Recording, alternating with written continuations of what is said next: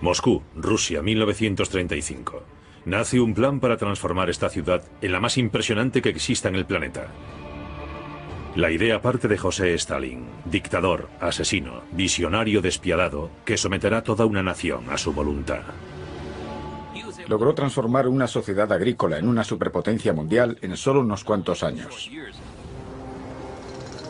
Moscú debe ser una ciudad modelo.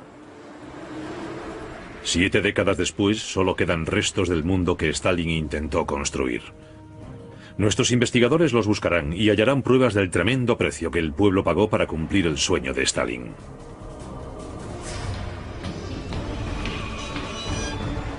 A la gente la traían aquí y luego desaparecía. 22.000 de los más de 300 o 400.000 que trabajaron en el canal murieron. Se pagó con sus vidas. Y está en las profundidades del Metropolitano más hondo, en las paredes de un altísimo rascacielos, el mundo perdido de la superciudad de Stalin.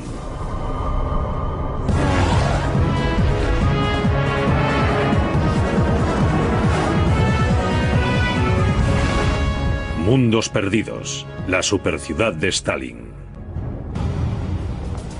En 1935, cuando José Stalin anunció su intención de reconstruir Moscú, pocos de sus habitantes podían imaginar lo que les aguardaba. Ya habían vivido 2 décadas de caos. La revolución de 1917, la deposición de su emperador, el zar, y la creación del primer estado comunista de la historia. Pero aún no tenían ni idea de los grandes y dolorosos que serían los cambios de Stalin. Stalin quería borrar todo resto del pasado imperial de la ciudad. Transformaría todos los rincones de Moscú, y esto solo sucedería usando la fuerza bruta. Nuestro equipo de investigadores ha viajado hasta Moscú para comprender lo que ocurrió. Guy Archer lleva años investigando la historia de Rusia. Todos conocemos las atrocidades de Stalin, conocemos la brutalidad de ese hombre, pero he venido a Rusia porque me interesa ver qué hizo respecto a la red de transporte, a los edificios, la arquitectura. Michael Schuller es el ingeniero del equipo. Él descubrirá un Moscú totalmente diferente al que vemos hoy. Quiero saber más sobre la tecnología usada en sus edificios y cómo pudo construir esta infraestructura industrial en un tiempo récord. Juntos elaborarán la imagen de una ciudad que nunca llegó a completarse del todo. Hasta ahora solo ha existido en la mente de José Stalin. Él creía que para crear hay que estar preparado para destruir. Así que empezó con la demolición. Se dispuso a aniquilar la historia de Moscú. La dinamita se llevó 500 años de tradición, lo mejor de la arquitectura de Moscú. Ningún edificio estaba a salvo, ni siquiera la gran catedral de la ciudad, la del Cristo Salvador.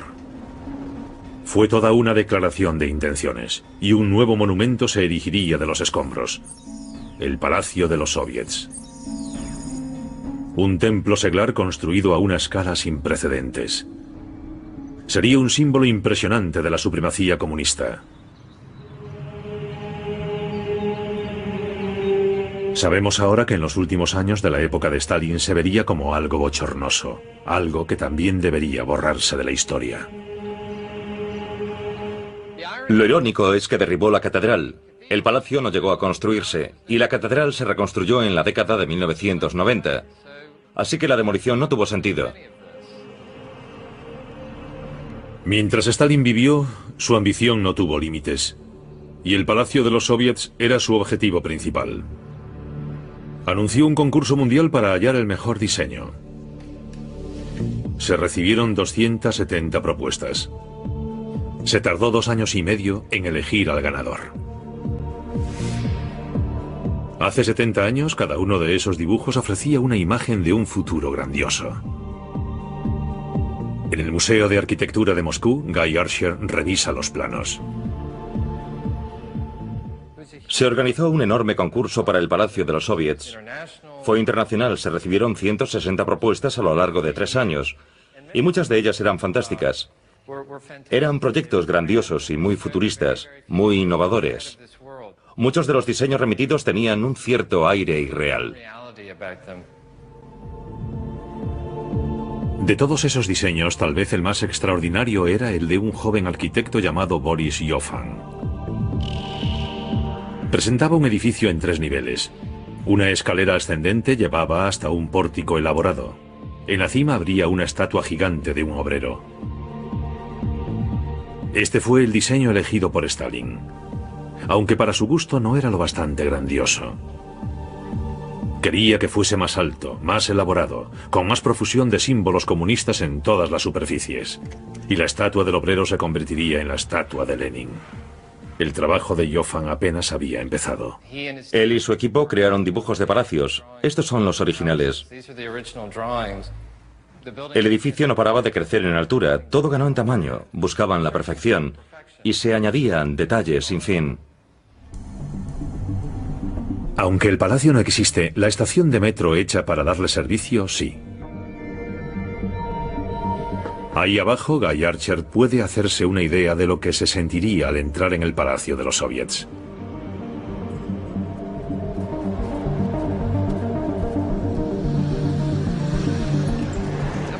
Estoy en el metro, justo bajo donde iba a estar el palacio de los soviets.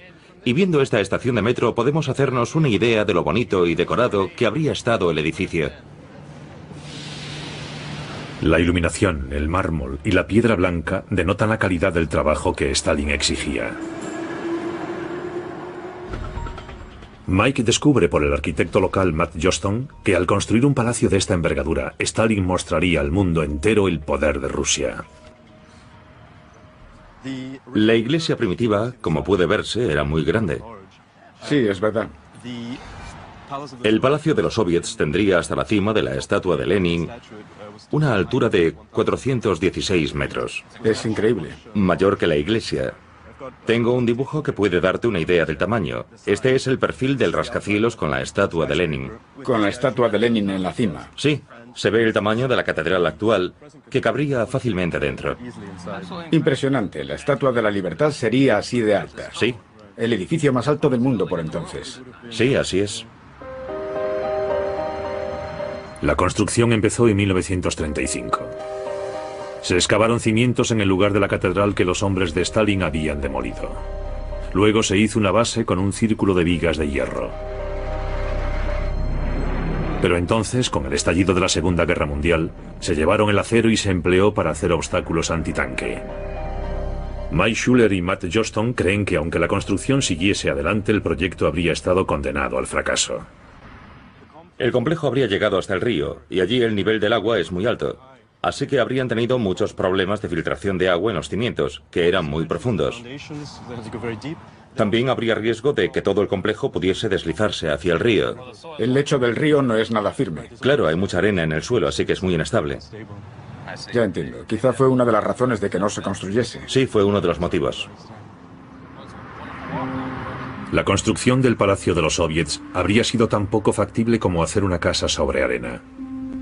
Y en el Museo de Arquitectura de Moscú, Mike y Matt descubren más problemas. Aquí vemos el verdadero aspecto que habría tenido el proyecto. Había muchos problemas técnicos. Uno de ellos era el clima.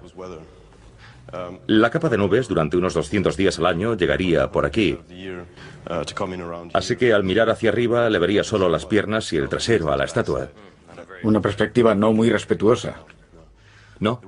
También había problemas estructurales relacionados con el auditorio. Sí, he encontrado una sección transversal del edificio. El estudio que Mike hace de los detalles arquitectónicos deja claro que, aunque espectacular, el palacio habría sido imposible de construir. Aquí hay un auditorio para 21.000 personas. Un gran espacio con una cúpula. Sí, y ahí dentro está el problema. Hay una enorme sala hueca y el rascacielos va encima. El rascacielos se apoyaba en un espacio vacío. Estructuralmente no es la opción más lógica. Aún en la actualidad, construir algo así sería muy difícil y por entonces técnicamente ni siquiera era factible. Prácticamente imposible. Ese detalle se le ocultó al pueblo ruso. Las fotografías y películas trucadas le hicieron creer que el palacio se terminaría pronto. De haberse construido, el Palacio de los Soviets habría sido tan alto que tendrías que alejarte bastante para verlo entero. habría sido el edificio más espectacular de su época.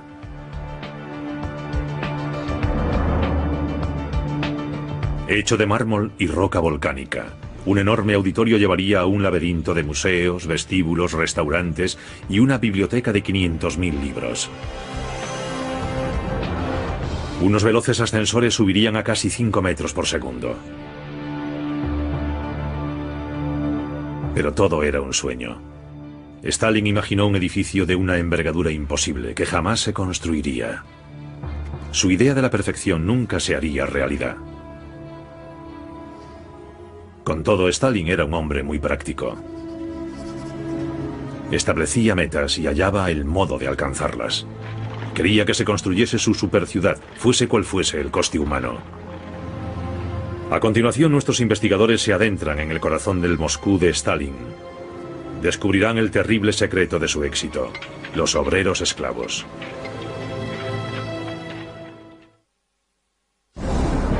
Nuestros investigadores están descubriendo el ansia de José Stalin para transformar su país en una superpotencia. Las reformas que impuso a las industrias rusas establecieron una serie de metas extremadamente difíciles. Traerían hambre, pobreza y un baño de sangre a su nación.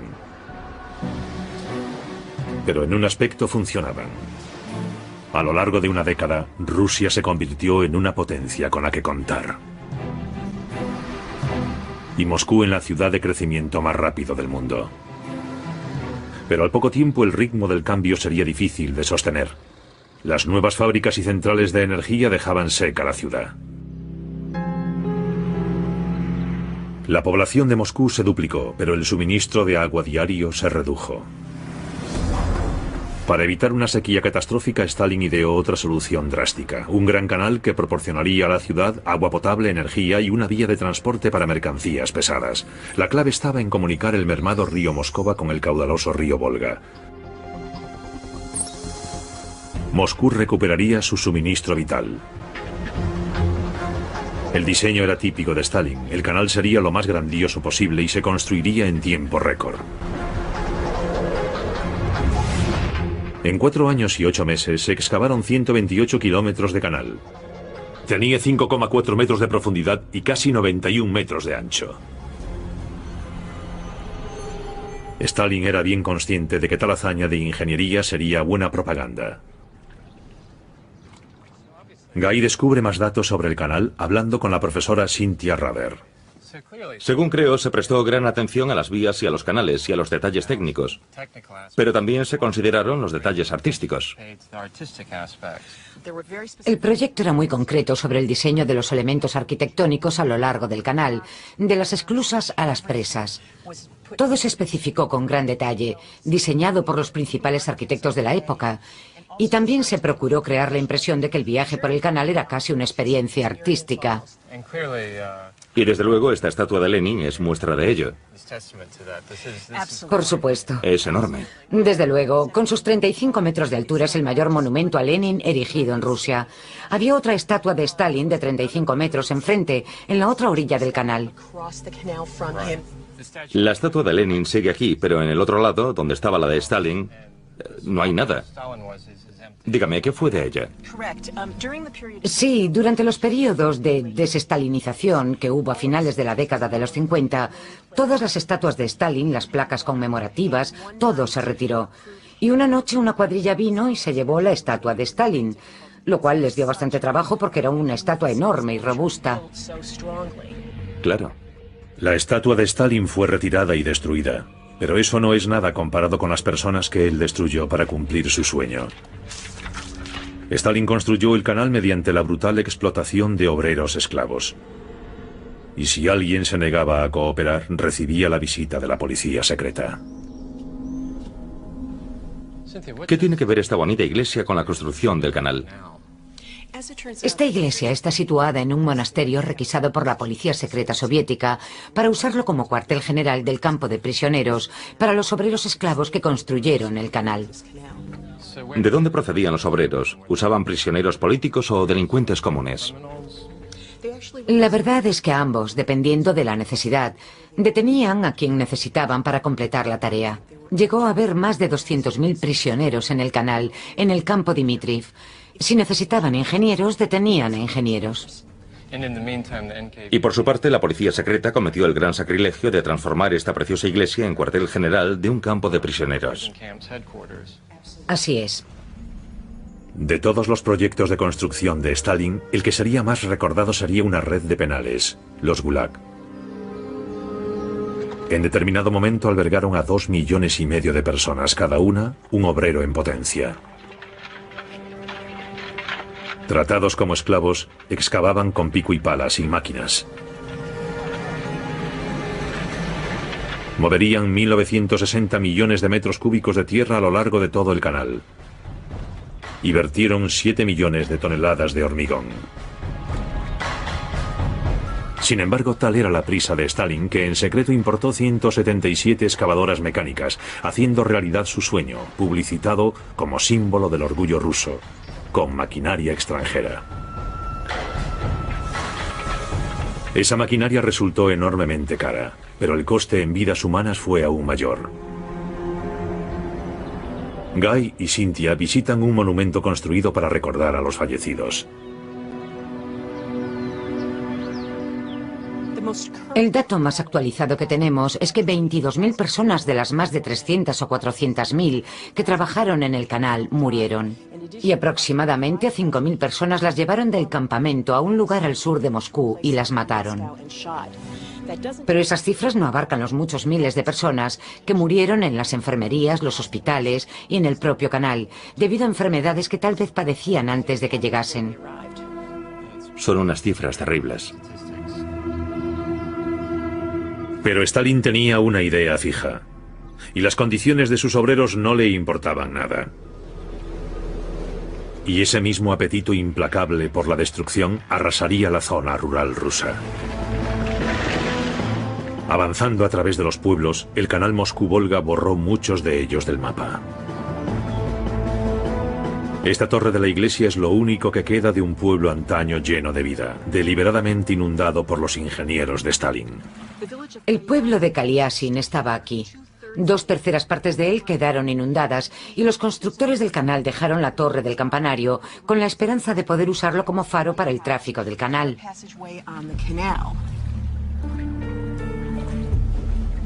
Al demoler todos los pueblos que se interponían en su camino, Stalin había transformado el paisaje. Y la construcción de un complejo sistema de esclusas y presas causaría aún más destrucción. Estoy a 128 kilómetros al noroeste de Moscú, en el inicio del canal Moscú-Volga. Y aunque el río Volga y Moscú están aproximadamente a la misma altura, hay varias colinas en medio. Así que Stalin hizo que sus obreros construyeran una serie de estaciones de bombeo, presas y esclusas simples y dobles para elevar el agua y los barcos y salvar las colinas. Esa red de esclusas eleva el agua 40 metros antes de iniciar un descenso pronunciado hacia la ciudad de Moscú. En el centro de este complejo hay un embalse enorme que recoge todas las aguas del Volga y alimenta el canal.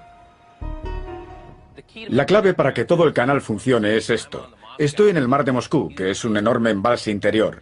Se formó tras la construcción del embalse de Ivankovo, y ese embalse cambió literalmente el curso del río Volga. Al comunicar Moscú con el Volga y construir un embalse de 518 kilómetros cuadrados para regular el suministro de agua, la ciudad floreció. Tras un viaje de 128 kilómetros a lo largo de un acueducto de 27 kilómetros, el canal llega a la red hídrica de Stalin. En consonancia con el monumental estilo del canal, Stalin incluso se aseguró de que las estaciones de filtrado de agua fuesen impresionantes. Esta es una de las principales salas de filtrado. El agua del canal Moscú-Volga acaba aquí. Es el primer paso del filtrado de agua potable para la ciudad de Moscú. Y así Moscú tuvo un suministro abundante de agua. Aún ahora, la red hídrica de Stalin proporciona a la ciudad casi 12 millones de metros cúbicos de agua, la mayor parte de la que se consume a diario. El canal fue un gran éxito. Reabasteció de agua a Moscú, permitiendo que el ejército soviético desplazase hombres y máquinas en prácticamente todas las direcciones y permitiendo el transporte de petróleo, madera, hierro y carbón por todo el territorio de la Unión Soviética. Al proporcionar a Moscú una vía de transporte hacia los 5 mares, Rusia estuvo un paso más cerca de convertirse en una superpotencia.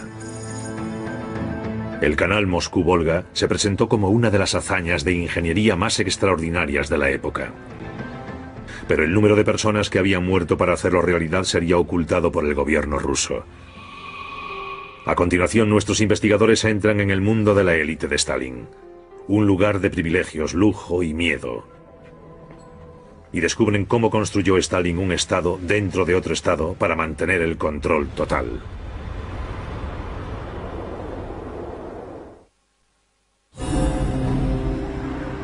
Guy y Mike están investigando el plan de Stalin para transformar Moscú en una superciudad. Han comprobado cómo remodeló el mundo que los habitantes de Moscú poblaban. Stalin dominaba todos los aspectos de sus vidas, obligándolos a vivir comunalmente. Había familias que vivían en un solo cuarto, compartiendo las instalaciones de aseo y cocina con sus vecinos. Y para construirlo al lado de sus humildes hogares, Stalin proyectó un complejo residencial para las altas esferas del Partido Comunista. Acabó conociéndose como la Casa del Dique. Los pocos elegidos de Stalin vivirían rodeados de lujo.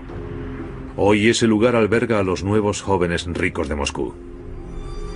Pocos saben que sus apartamentos de diseño antaño albergaron a la flor y nata del Partido Comunista. Nuestros investigadores han obtenido acceso al propio museo del edificio. Quieren saber cómo era la Casa del Dique cuando se construyó. Con Mike está el arquitecto local Matt Johnston. Así es como sería un apartamento en la época de Stalin. El museo lo ha amueblado con piezas de la época. Exacto. Aquí hay un escritorio. Como vemos, es un mueble muy grande y robusto. No me importaría tener uno así en casa. Todos los muebles estaban numerados. ¿Por qué motivo? Para que no te olvidases de que pertenecían al Estado. Esta maqueta es de un apartamento tal como sería por entonces.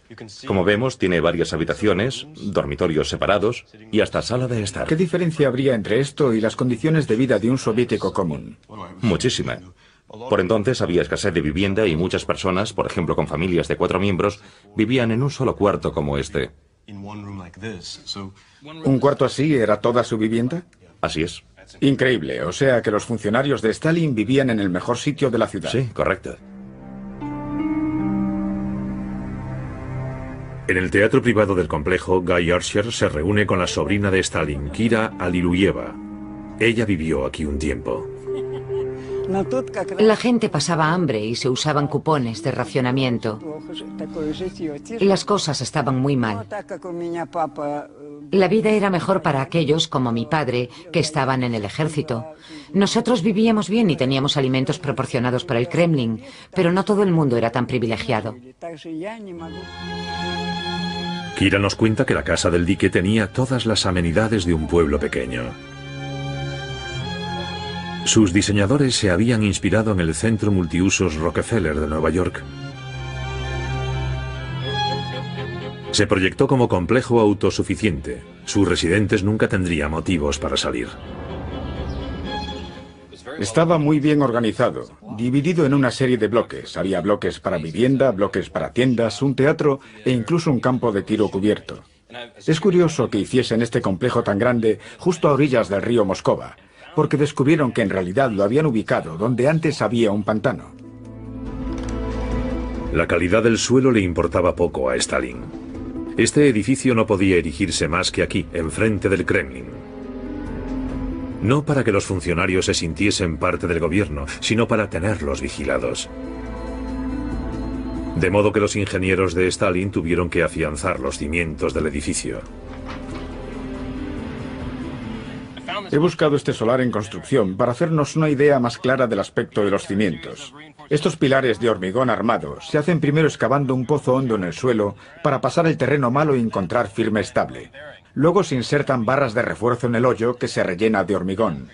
Los constructores de Stalin hicieron unos 3.000 pozos de estos y añadieron una plancha de hormigón de 1 metro de espesor para sostener el enorme peso de la casa del dique. Así resolvieron el problema del suelo pantanoso. Esta solución sería cara. En un principio se presupuestó en 7 millones de rublos. Sin embargo, a su término el coste se había triplicado hasta alcanzar los 20 millones de rublos. Lo que nadie sabía aún era que este edificio tan caro se usaría para aterrorizar al círculo de allegados a Stalin.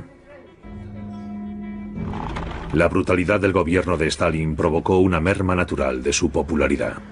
Stalin temía la oposición, y en poco tiempo ese temor se convirtió en obsesión. Stalin apostó guardias en todas las entradas del edificio. En apariencia la medida era para proteger a los moradores del edificio, pero muchos sospechaban otra cosa. Aquellos guardias tomaban nota de todas las visitas y comprobaban que a las 11 de la noche todos los ajenos habían salido del edificio.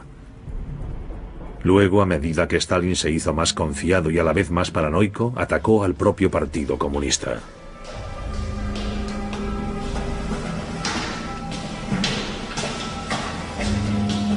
Aunque la casa del dique era un refugio de lujo durante el día, de noche el edificio quedaba dominado por el terror del servicio secreto de Stalin.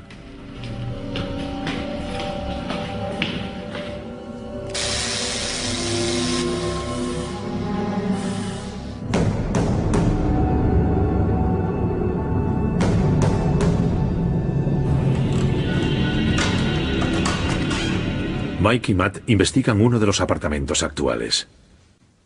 Además de la entrada principal, también había otra de servicio con la que contaban casi todos estos apartamentos. Y aquí al lado hay un detalle muy interesante. ¿Cuál? Mira ahí dentro. En el armario. ¿Sí? Es muy pequeño. ¿Sí? Parece hueco. ¿Qué hay detrás? No es muy profundo. Pero mira aquí. El fondo del armario llega por aquí. ¿Y desde aquí qué hay? Hay un espacio hueco, así que probablemente sería donde estaba la entrada de servicio. La mayoría de los apartamentos tenía entrada de servicio. Esas puertas no podían atrancarse y estaban comunicadas con la planta baja por medio de un ascensor. La policía secreta tenía acceso libre a todos los apartamentos. Se cuentan muchas historias sobre este edificio, que había micrófonos ocultos o que se llevaban a gente.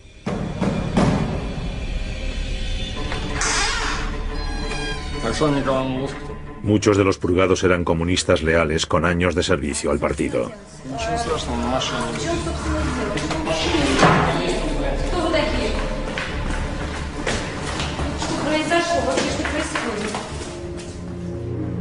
Ni siquiera la propia familia de Stalin se libraría. Cuando se llevaron a mi madre, fue una pesadilla. Intenté por todos los medios averiguar qué había sido de ella, pero todos decían que no sabían nada. Luego, la noche del 5 de diciembre de 1948, cuando yo estaba durmiendo, entraron en mi piso directamente desde el ascensor. Mi hermano me despertó y me dijo que habían venido a por mí. La encarcelaron durante 6 meses y estuvo exiliada durante 5 años por un delito que no cometió. Una vez que se llevaban a la víctima, las visitas recibían un aviso. Cuando la policía venía y se llevaba a todos los de un apartamento, colocaban un sello de cera en la puerta para impedir que otros entrasen. Así que si venías a visitar a un amigo y veías un sello de cera en su puerta, sabías que tu amigo tenía problemas. A las víctimas las traían aquí, a la Lubyanka, la sede de la NKVD, la policía secreta. Es un edificio muy siniestro.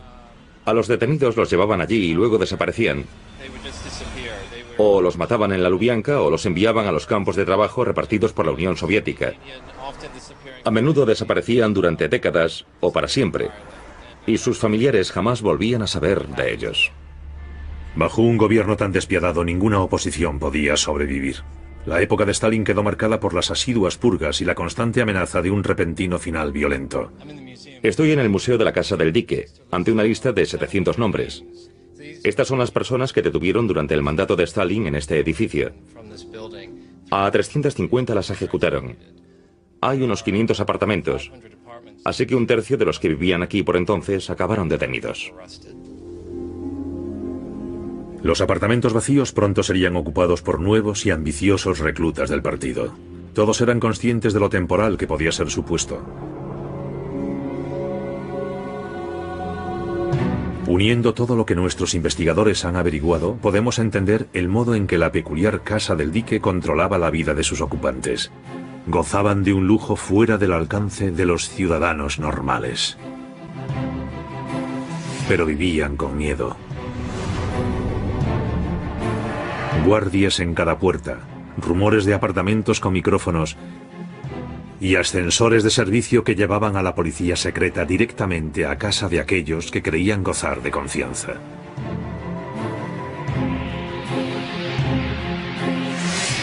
A continuación, nuestros investigadores descubrirán por qué el descontento doméstico era el menor de los problemas de Stalin. La Gran Guerra Patriótica, la Segunda Guerra Mundial, sería su mayor prueba. Y Moscú sufriría. Mike y Guy están descubriendo Moscú tal como Stalin la proyectó en los años 30. Sus proyectos de construcción habían transformado la ciudad y la vida de sus habitantes. El coste fue sufrimiento humano a gran escala.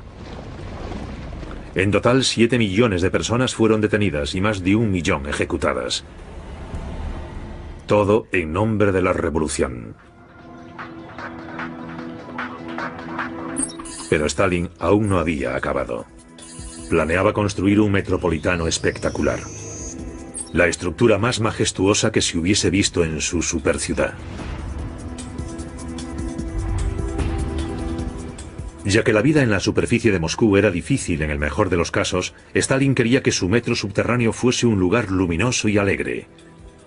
La clave estaba en llenar de luz las estaciones y hacerlas despejadas y espaciosas. Revestidos de mármol y con mosaicos impresionantes, estos grandiosos edificios se convirtieron en palacios para el pueblo. Eran una cortina de humo, luz y espejos para que la gente olvidase el deterioro de sus vidas. No hay otro metropolitano en el mundo tan decorado, tan lujoso y tan refinado. Hoy la red de metro de Stalin se está ampliando. Weisshuller se reúne con el ingeniero Brad Malstein, experto en métodos de construcción rusos. Ambos quieren saber cómo se construyó el metro primitivo. Tenemos suerte. Para hacer un metro moderno contamos con equipo mecanizado moderno. Pero los que hicieron el metro de Stalin no lo tenían, ¿verdad? Claro que no, aunque sí tenían equipo rudimentario, como taladros neumáticos. La mayor parte del trabajo se hizo con herramientas de minería básicas, como esta maza de metal, picos y palas. Sí, claro. Los obreros sin herramientas bajaban a millares a los túneles, excavaban con las manos y sacaban los escombros en cubos a la superficie. Un trabajo agotador, sería interminable. Sí, sería algo casi imposible, pero con tantas personas entusiasmadas por construir Rusia, lograron terminarlo. Esa fue la gran diferencia con otros proyectos de construcción de Stalin. El metro se hizo con voluntarios. Con el tiempo se convirtió en el mayor proyecto de construcción civil de la Unión Soviética. Trabajaron en él 75.000 personas, muchas de ellas mujeres. Y aunque los trabajadores estaban allí por voluntad propia, las condiciones seguían siendo muy difíciles. Era un sitio oscuro, muy húmedo y muy peligroso. Muchas personas resultaron muertas durante las obras por caídas desde sitios altos o por causa de incendios. Y a veces el túnel se derrumbaba y la gente moría aplastada. Era muy peligroso. Además hemos bajado bastante y aquí hace calor y está cargado. La ventilación también sería un gran problema. Está muy cargado, sí, incluso ahora en esta época, y entonces era mucho peor. No tenían un sistema tan bueno de ventilación en el túnel como el de ahora. Solo podían esperar que el aire fresco bajase de forma natural al túnel. Excavado el túnel, el siguiente paso era asegurarlo. Las paredes se forraban de hierro y hormigón, fraguado en el lugar. Solo hacia el final de la obra, adoptaron la técnica moderna de llevar piezas de hormigón prefraguadas. Se bombeaba hormigón al interior para crear una capa adicional impermeable.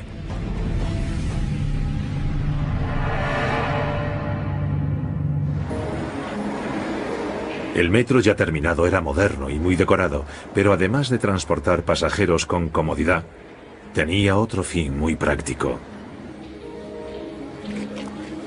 Stalin sabía que se avecinaba una guerra. La invasión alemana de Rusia en 1941 sería la mayor prueba que el país había sufrido. Cuando los aviones de Hitler irrumpieron en el cielo nocturno de Moscú, las estaciones de metro se convirtieron en búnkeres, refugios contra un ataque aterrador. Guy descubre más datos del historiador Sergei Nikitin. El metro contaba no solo con las instalaciones comunes de transporte, sino también con dispositivos como puertas especiales. Unas puertas enormes que cerraban la estación para protegerla de un ataque con gas, por ejemplo.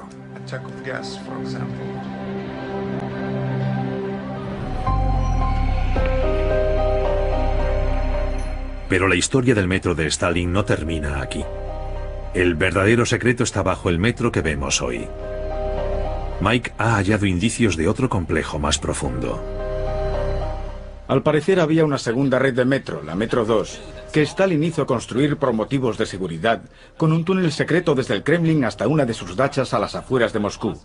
Estoy aquí con Vadim, que me ayudará a buscar indicios de ese segundo metro.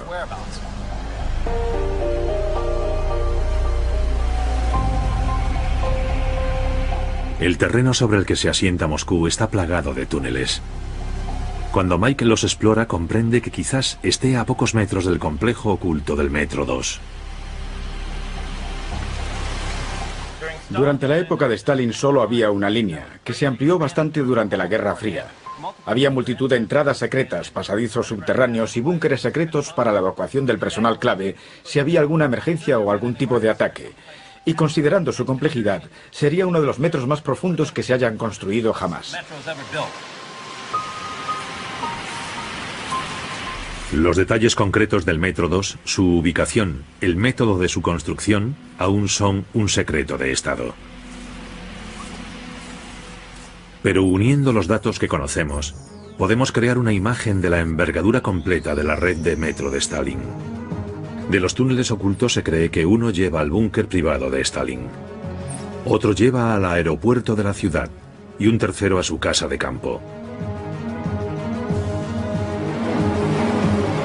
Aunque sigue habiendo rumores sobre el Metro 2, el Metropolitano de Stalin sigue siendo el orgullo de Moscú y transporta a cientos de miles de pasajeros cada día.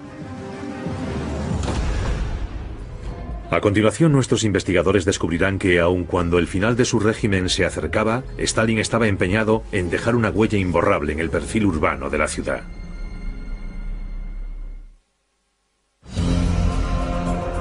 Nuestros investigadores han descubierto que la Moscú construida por Stalin era un lugar de extremos, de grandiosos proyectos y oscuros secretos. Construida en nombre del pueblo, pero con un coste humano enorme. Ahora Mike y Guy visitan el proyecto de construcción de Stalin quizás más asombroso. Según su idea, el perfil urbano de Moscú se convertiría en una conmemoración de la victoria comunista, del gran triunfo sobre la Alemania nazi. Irónicamente, su inspiración provino de las ciudades de su nuevo enemigo, la América capitalista. A finales de los años 40, Stalin ordenó la construcción de 7 rascacielos enormes. Acabarían apodándolos las 7 hermanas, y todavía son los más altos de la ciudad.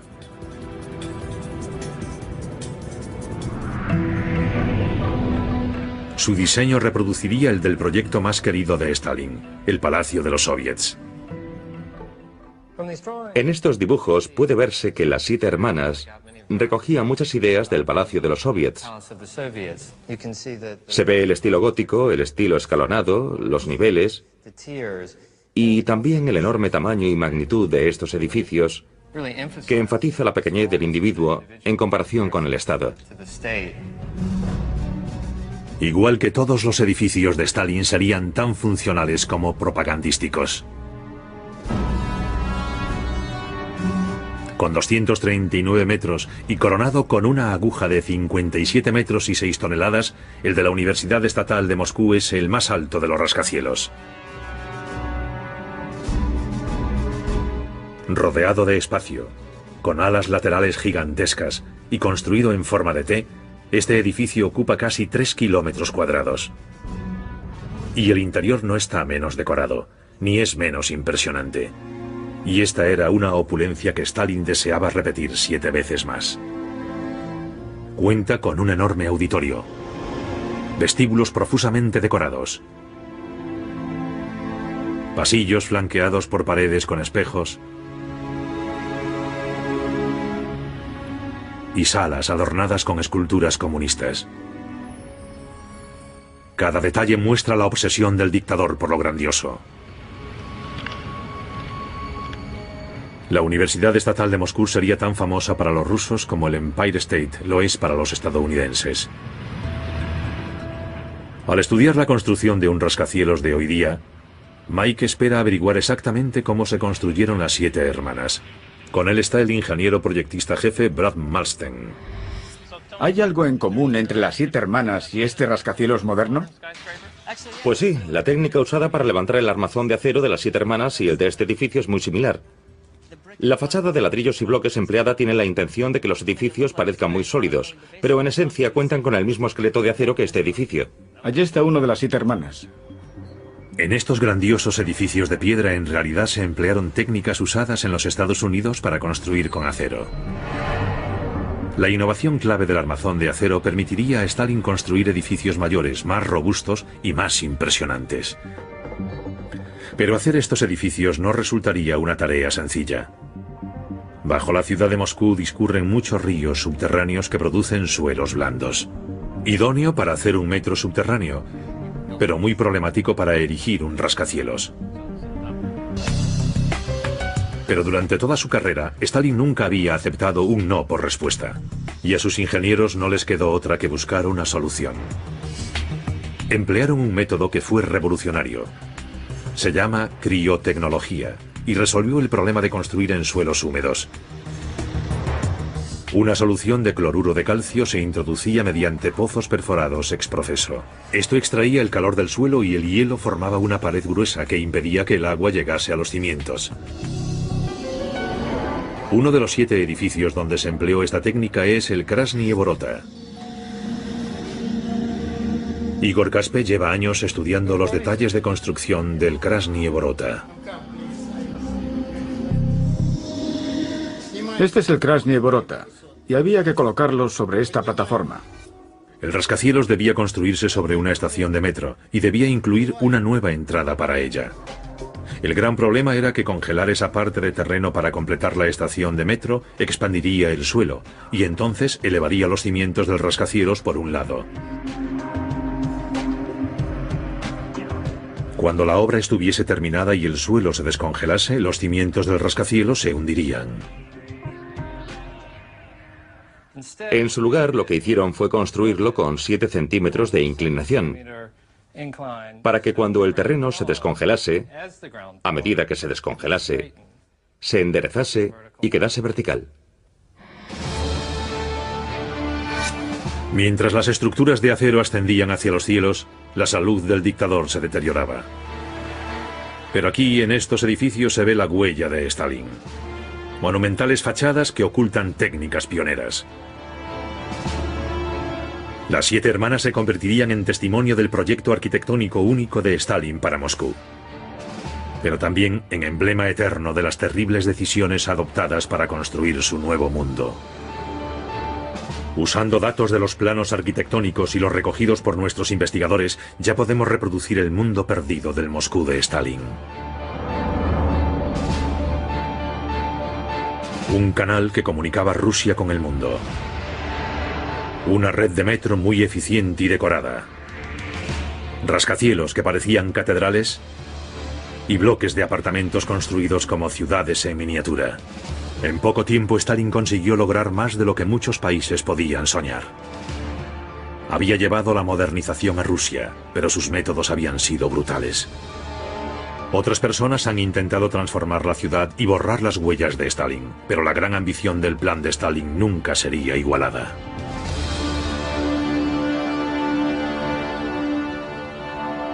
Avecinaba una guerra. La invasión alemana de Rusia en 1941 sería la mayor prueba que el país había sufrido. Cuando los aviones de Hitler irrumpieron en el cielo nocturno de Moscú, las estaciones de metro se convirtieron en búnkeres, refugios contra un ataque aterrador. Guy descubre más datos del historiador Sergei Nikitin.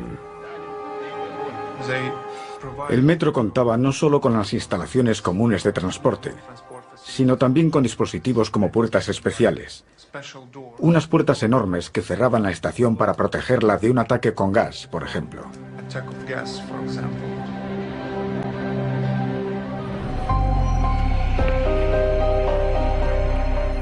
Pero la historia del metro de Stalin no termina aquí. El verdadero secreto está bajo el metro que vemos hoy. Mike ha hallado indicios de otro complejo más profundo. Al parecer había una segunda red de metro, la Metro 2, que Stalin hizo construir por motivos de seguridad, con un túnel secreto desde el Kremlin hasta una de sus dachas a las afueras de Moscú. Estoy aquí con Vadim, que me ayudará a buscar indicios de ese segundo metro.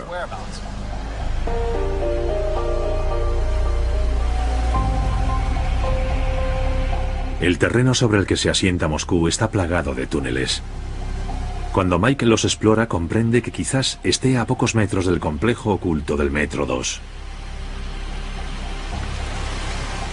Durante la época de Stalin solo había una línea, que se amplió bastante durante la Guerra Fría. Había multitud de entradas secretas, pasadizos subterráneos y búnkeres secretos para la evacuación del personal clave si había alguna emergencia o algún tipo de ataque. Y considerando su complejidad, sería uno de los metros más profundos que se hayan construido jamás.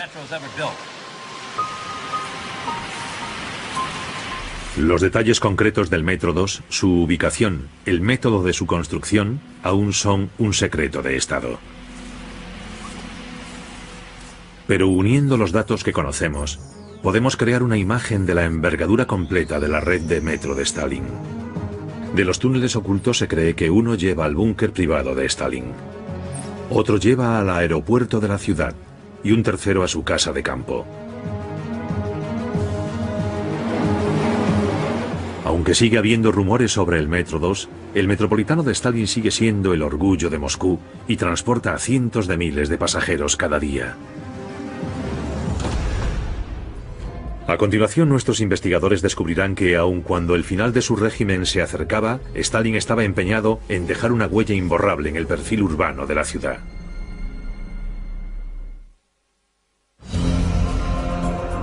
Nuestros investigadores han descubierto que la Moscú conste millones de rublos. Sin embargo, a su término, el coste se había triplicado hasta alcanzar los 20 millones de rublos. Lo que nadie sabía aún era que este edificio tan caro se usaría para aterrorizar al círculo de allegados a Stalin. La brutalidad del gobierno de Stalin provocó una merma natural de su popularidad. Stalin temía la oposición, y en poco tiempo ese temor se convirtió en obsesión. Stalin apostó guardias en todas las entradas del edificio. En apariencia la medida era para proteger a los moradores del edificio, pero muchos sospechaban otra cosa. Aquellos guardias tomaban nota de todas las visitas y comprobaban que a las 11 de la noche todos los ajenos habían salido del edificio. Luego, a medida que Stalin se hizo más confiado y a la vez más paranoico, atacó al propio Partido Comunista.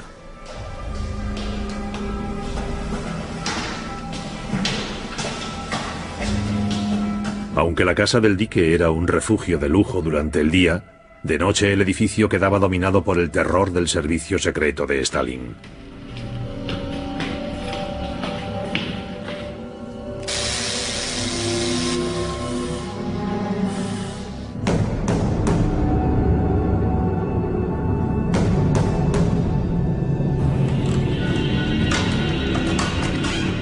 Mike y Matt investigan uno de los apartamentos actuales.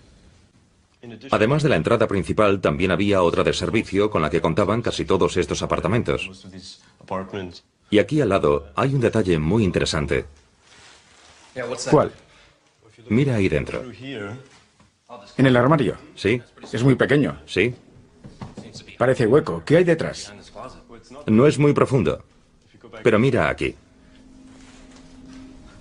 El fondo del armario llega por aquí. ¿Y desde aquí qué hay? Hay un espacio hueco, así que probablemente sería donde estaba la entrada de servicio.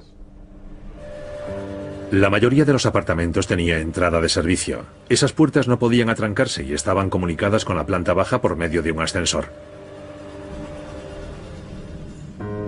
La policía secreta tenía acceso libre a todos los apartamentos. Se cuentan muchas historias sobre este edificio, que había micrófonos ocultos o que se llevaban a gente.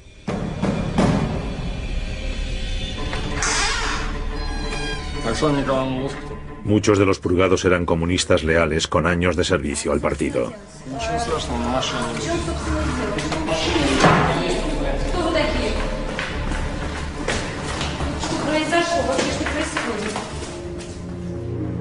Ni siquiera la propia familia de Stalin se libraría. Se entran en el mundo de la élite de Stalin.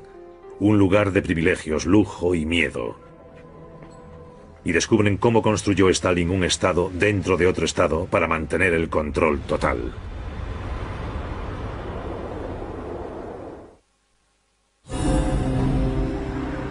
Guy y Mike están investigando el plan de Stalin para transformar Moscú en una superciudad. Han comprobado cómo remodeló el mundo que los habitantes de Moscú poblaban.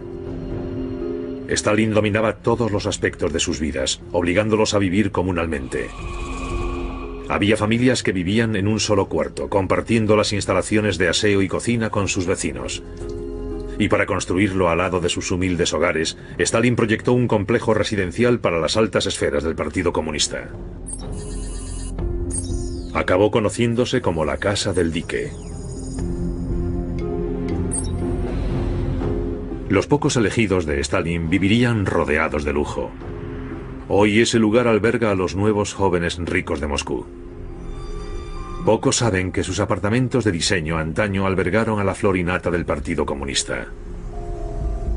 Nuestros investigadores han obtenido acceso al propio museo del edificio. Quieren saber cómo era la Casa del Dique cuando se construyó. Con Mike está el arquitecto local Matt Johnston.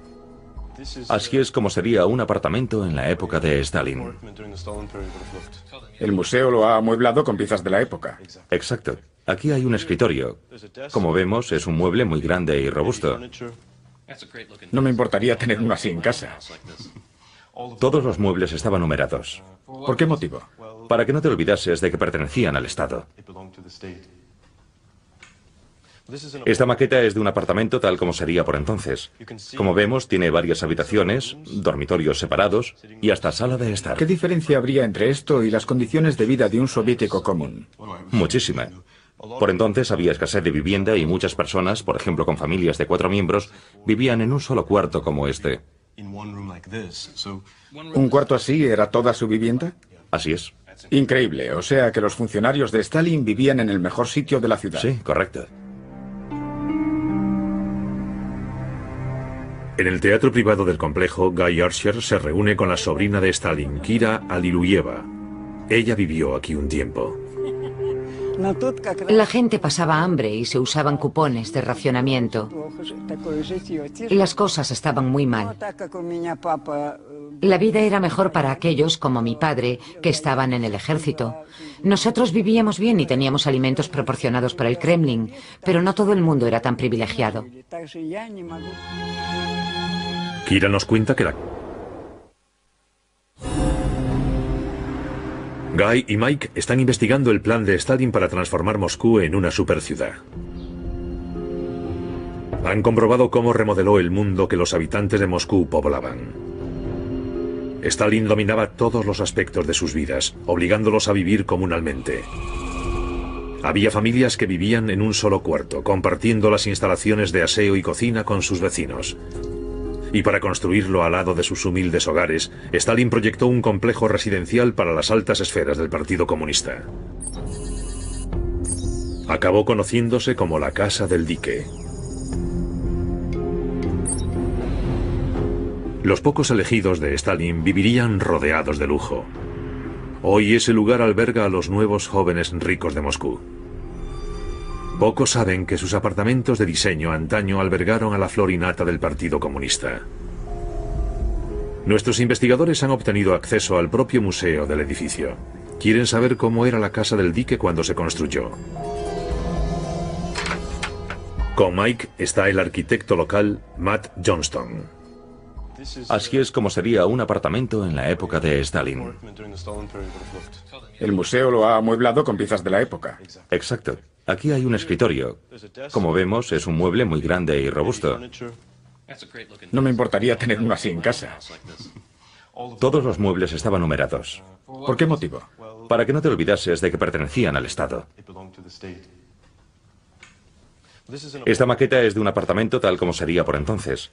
Como vemos, tiene varias habitaciones, dormitorios separados y hasta sala de estar. ¿Qué diferencia habría entre esto y las condiciones de vida de un soviético común? Muchísima. Por entonces había escasez de vivienda y muchas personas, por ejemplo con familias de 4 miembros, vivían en un solo cuarto como este. ¿Un cuarto así era toda su vivienda? Así es. Increíble, o sea que los funcionarios de Stalin vivían en el mejor sitio de la ciudad. Sí, correcto. En el teatro privado del complejo, Guy Archer se reúne con la sobrina de Stalin, Kira Aliluyeva. Ella vivió aquí un tiempo. La gente pasaba hambre y se usaban cupones de racionamiento. Las cosas estaban muy mal. La vida era mejor para aquellos, como mi padre, que estaban en el ejército. Nosotros vivíamos bien y teníamos alimentos proporcionados por el Kremlin, pero no todo el mundo era tan privilegiado. Kira nos cuenta que la Casa del Dique tenía todas las amenidades de un pueblo pequeño. Sus diseñadores se habían inspirado en el centro multiusos Rockefeller de Nueva York. Se proyectó como complejo. Guy Archer lleva años investigando la historia de Rusia. Todos conocemos las atrocidades de Stalin, conocemos la brutalidad de ese hombre, pero he venido a Rusia porque me interesa ver qué hizo respecto a la red de transporte, a los edificios, la arquitectura. Michael Schuller es el ingeniero del equipo. Él descubrirá un Moscú totalmente diferente al que vemos hoy. Quiero saber más sobre la tecnología usada en sus edificios y cómo pudo construir esta infraestructura industrial en un tiempo récord. Juntos elaborarán la imagen de una ciudad que nunca llegó a completarse del todo. Hasta ahora solo ha existido en la mente de José Stalin. Él creía que para crear hay que estar preparado para destruir. Así que empezó con la demolición. Se dispuso a aniquilar la historia de Moscú. La dinamita se llevó 500 años de tradición, lo mejor de la arquitectura de Moscú. Ningún edificio estaba a salvo, ni siquiera la gran catedral de la ciudad, la del Cristo Salvador. Fue toda una declaración de intenciones, y un nuevo monumento se erigiría de los escombros, el Palacio de los Soviets. Un templo seglar construido a una escala sin precedentes. Sería un símbolo impresionante de la supremacía comunista. Sabemos ahora que en los últimos años de la época de Stalin se vería como algo bochornoso, algo que también debería borrarse de la historia. Lo irónico es que derribó la catedral. El palacio no llegó a construirse y la catedral se reconstruyó en la década de 1990. Así que la demolición no tuvo sentido. Mientras Stalin vivió, su ambición no tuvo límites, y el Palacio de los Soviets era su objetivo principal. Anunció un concurso mundial para hallar el mejor diseño. Se recibieron 270 propuestas. Se tardó 2 años y medio en elegir al ganador. Hace 70 años, cada uno de esos dibujos ofrecía una imagen de un futuro grandioso.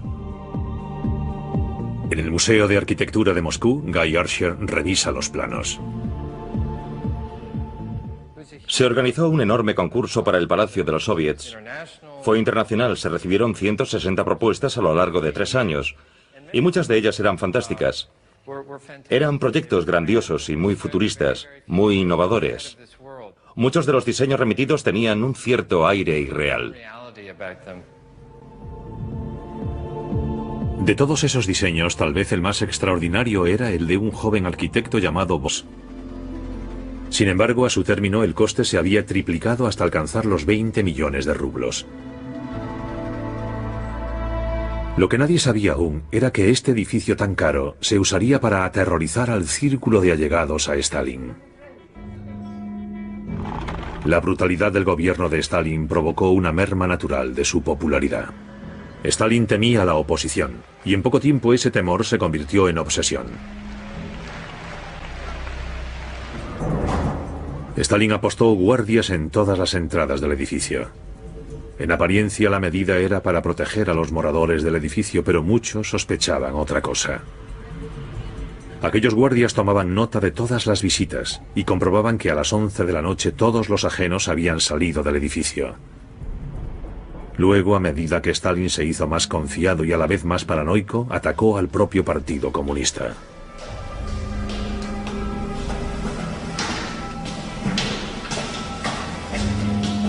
Aunque la casa del dique era un refugio de lujo durante el día, de noche el edificio quedaba dominado por el terror del servicio secreto de Stalin.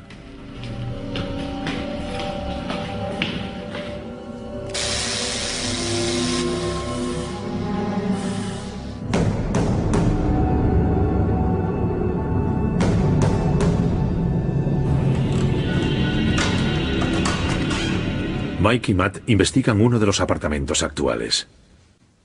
Además de la entrada principal, también había otra de servicio con la que contaban casi todos estos apartamentos. Y aquí al lado hay un detalle muy interesante. ¿Cuál? Mira ahí dentro. En el armario. ¿Sí? Es muy pequeño. ¿Sí? Parece hueco. ¿Qué hay detrás? No es muy profundo.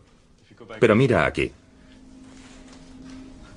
El fondo del armario llega por aquí. ¿Y desde aquí qué hay? Hay un espacio hueco, así que probablemente sería donde estaba la entrada de servicio. La mayoría de los apartamentos tenía entrada de servicio. Esas puertas no podían atrancarse y estaban comunicadas con la planta baja por medio de un ascensor.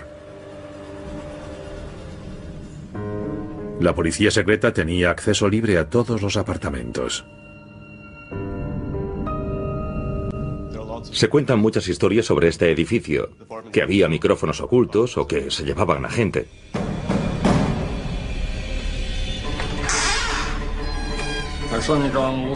Muchos de los purgados eran comunistas leales con años de servicio al partido.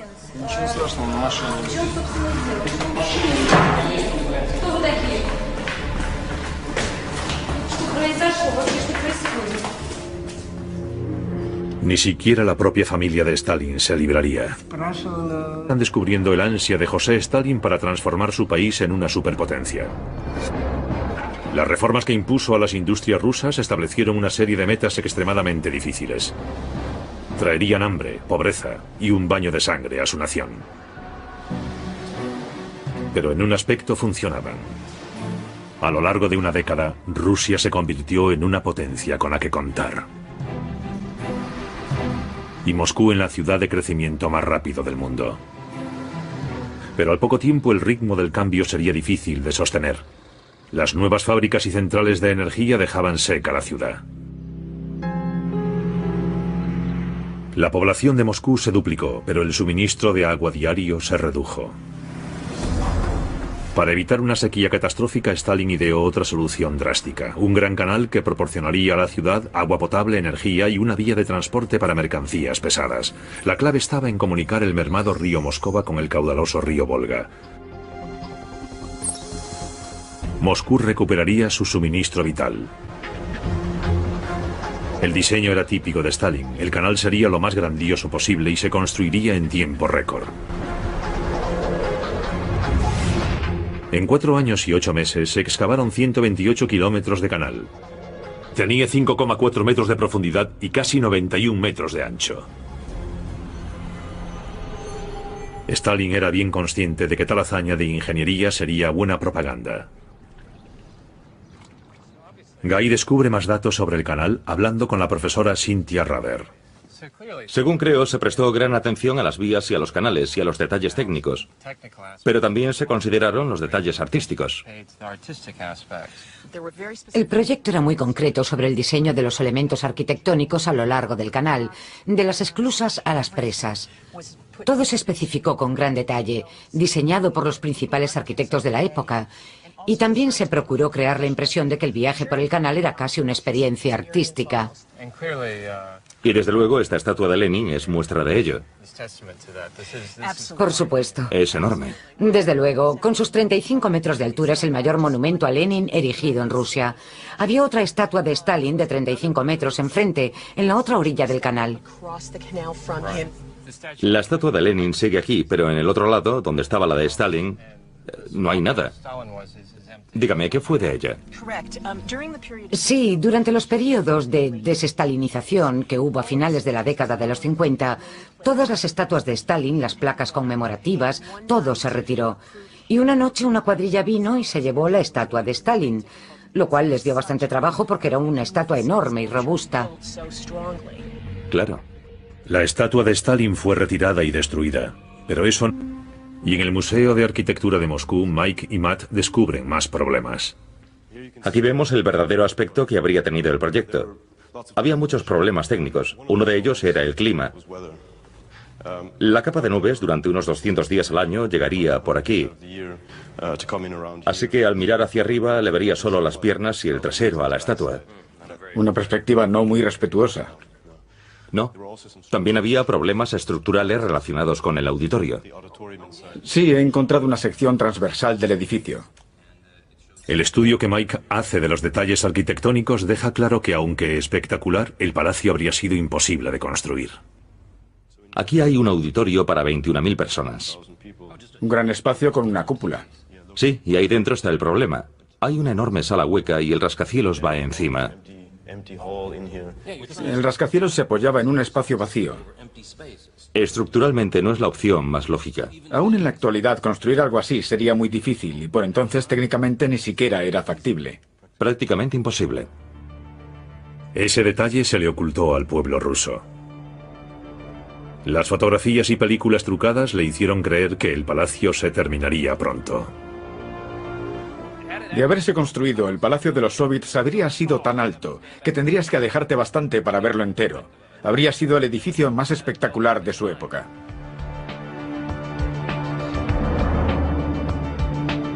Hecho de mármol y roca volcánica, un enorme auditorio llevaría a un laberinto de museos, vestíbulos, restaurantes y una biblioteca de 500.000 libros. Unos veloces ascensores subirían a casi 5 metros por segundo. Pero todo era un sueño. Stalin imaginó un edificio de una envergadura imposible que jamás se construiría. Su idea de la perfección nunca se haría realidad. Con todo, Stalin era un hombre muy práctico. Establecía metas y hallaba el modo de alcanzarlas. Quería que se construyese su superciudad, fuese cual fuese el coste humano. A continuación, nuestros investigadores se adentran en el corazón del Moscú de Stalin. Descubrirán el terrible secreto de su éxito: los obreros esclavos.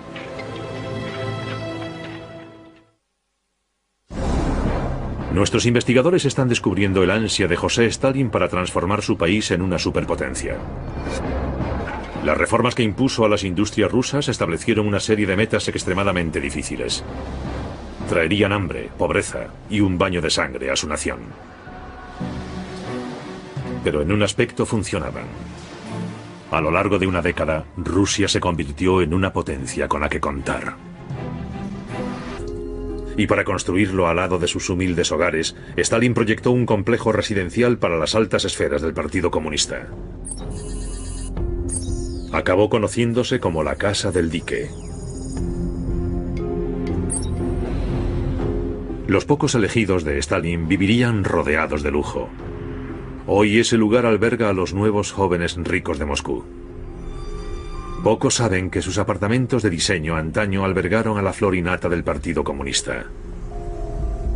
Nuestros investigadores han obtenido acceso al propio museo del edificio. Quieren saber cómo era la casa del dique cuando se construyó. Con Mike está el arquitecto local Matt Johnston. Así es como sería un apartamento en la época de Stalin. El museo lo ha amueblado con piezas de la época. Exacto. Aquí hay un escritorio. Como vemos, es un mueble muy grande y robusto. No me importaría tener uno así en casa. Todos los muebles estaban numerados. ¿Por qué motivo? Para que no te olvidases de que pertenecían al Estado.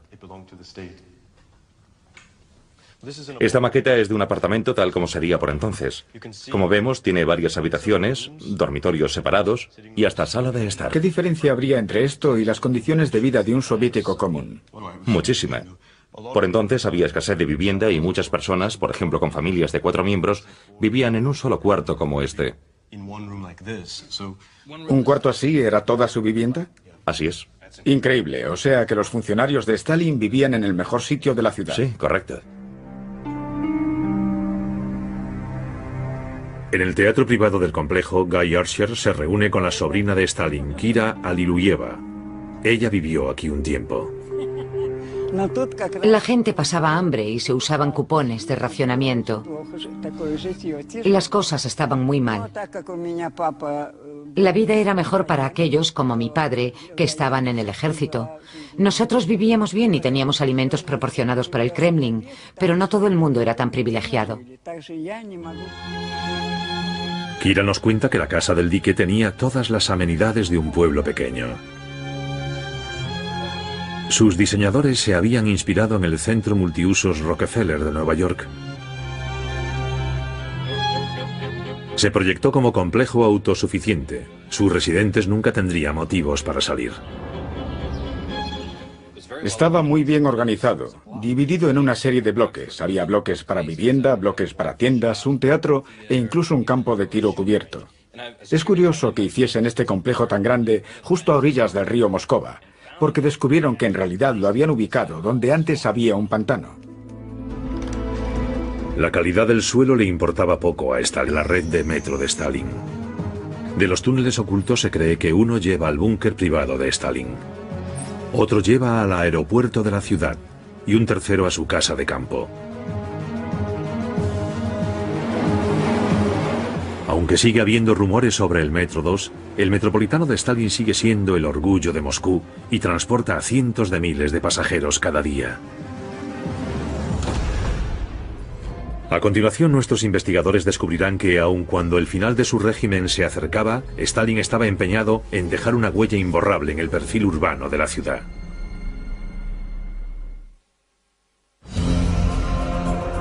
Nuestros investigadores han descubierto que la Moscú construida por Stalin era un lugar de extremos, de grandiosos proyectos y oscuros secretos. Construida en nombre del pueblo, pero con un coste humano enorme. Ahora Mike y Guy visitan el proyecto de construcción de Stalin quizás más asombroso. Según su idea, el perfil urbano de Moscú se convertiría en una conmemoración de la victoria comunista, del gran triunfo sobre la Alemania nazi. Irónicamente, su inspiración provino de las ciudades de su nuevo enemigo, la América capitalista.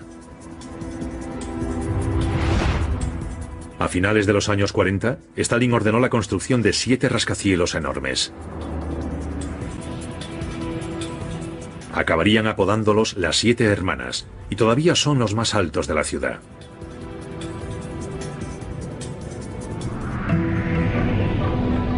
Su diseño reproduciría el del proyecto más querido de Stalin, el Palacio de los Soviets. En estos dibujos puede verse que las 7 hermanas recogían muchas ideas del Palacio de los Soviets.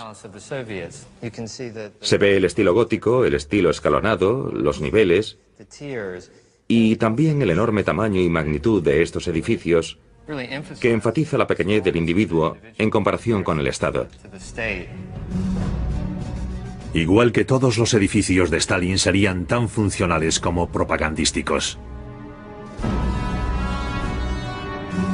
Con 239 metros y coronado con una aguja de 57 metros y 6 toneladas, el de la Universidad Estatal de Moscú es el más alto de los rascacielos. Rodeado de espacio, con alas laterales gigantescas y construido en forma de T, este edificio ocupa casi 3 kilómetros cuadrados. Y el interior no está menos decorado, ni es menos impresionante. Y esta era una opulencia que Stalin deseaba repetir 7 veces más. Cuenta con un enorme auditorio, vestíbulos profusamente decorados, pasillos flanqueados por paredes